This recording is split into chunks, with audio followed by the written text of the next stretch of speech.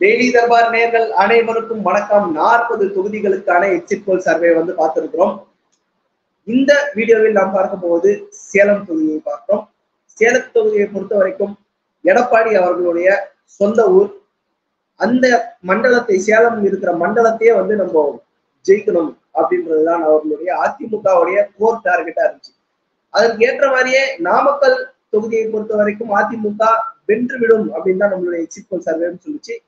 அதே எடுத்து சேலம்ல அது அப்ளை ஆகுதா அப்படின்னு பார்க்கும்போது அங்க சில பல சேஞ்சஸ் வருது. காரணம், இங்கே பாஜக நேரடியாக களமிறங்கவில்லை. ஆனால் பாஜகவின் ஒரு ஸ்ட்ராங்கான கூட்டணி கட்சியான பாமக களமிறங்கி, திமுக சார்பாக செல்வ கணபதி அவர்கள் களமிறங்குகிறார், முன்னாள் அமைச்சர் அவர்கள். அதிமுக சார்பாக விக்னேஷ் அவர்கள் களமிறங்குகிறார். பாமக சார்பாக அண்ணாதுரை அவர்கள் களமிறங்குகிறார். நேர்களே, இதுல வந்து ப்ரீ போல் அனாலிசிஸ்ல நம்ம ஏற்கனவே சொல்லியிருந்தோம், அதிமுக இங்க டஃப் கொடுத்தாலும் செல்வ கணபதி அவர்கள் ஒரு கம்ஃபர்டபுளாக ஜெயித்து விடுவார் அப்படின்னு தான் நம்ம சொல்லியிருந்தோம். அதுதான் கிட்டத்தட்ட போஸ்ட் போல் அனாலிசிஸ்ல நம்மளுக்கு வந்து தெரிய வருது. பல பூத்துகள்ல பாத்தீங்கன்னா திமுக ஒரு கம்ஃபர்டபுளான லீடிங்லயே வந்து பல பூத்ல இருக்கிறதுக்கான வாய்ப்புகள் இருக்கிறது. பாமக வன்னியர்களின் வாக்குகளை அணிதிரட்டுகிறதா அப்படின்னு வரும்போது சேலம் தொகுதியை பொறுத்த வரைக்கும் அது பெரிய அளவுல கன்சாலிடேட் ஆகல அப்படின்னு தான் புரிய முடியுது.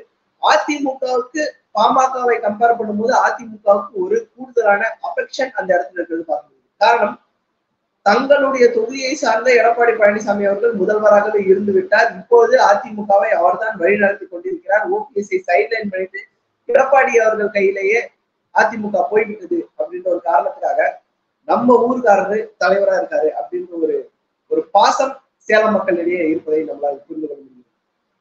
ஆனாலும் அதையெல்லாம் தாண்டி செல்வ கணபதி அவர்கள் முன்னாள் அமைச்சர், திமுக என்ற மிகப்பெரிய கட்சி, உதயசூரியன் என்ற சின்னம், பிளஸ் இத்தனை கூட்டணி கட்சிகளின் பலம், பிளஸ் திமுக இந்த தேர்தலுக்காக செய்த மாபெரும் பிரச்சாரங்கள், இதெல்லாம் வந்து அவர்களுக்கு மிகப்பெரிய பலமாக இருக்கிறது. சோ பாமக ஈஸியாக 3வது இடத்திற்கு இங்க தள்ளப்பட்டு விடுகிறது.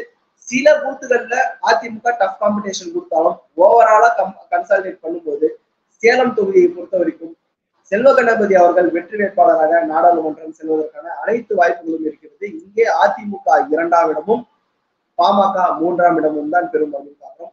இந்த சேலம் மண்டலத்தை பொறுத்த வரைக்கும் நாமக்கலில் பெற்ற ஒரு வெற்றியை, பெறப்போகிற ஒரு வெற்றியை சேலம் தொகுதியில் அவர்களால் அதை ரெப்ளிகேட் பண்ண முடியல அப்படின்னு தான் பார்க்கிறோம். அதற்கான காரணம், இந்த ஒரு தொகுதியில அதிமுகவும் பாஜகவும் பிரிந்திருப்பதற்கான எஃபெக்ட் கண்கூடாக தெரிகிறது.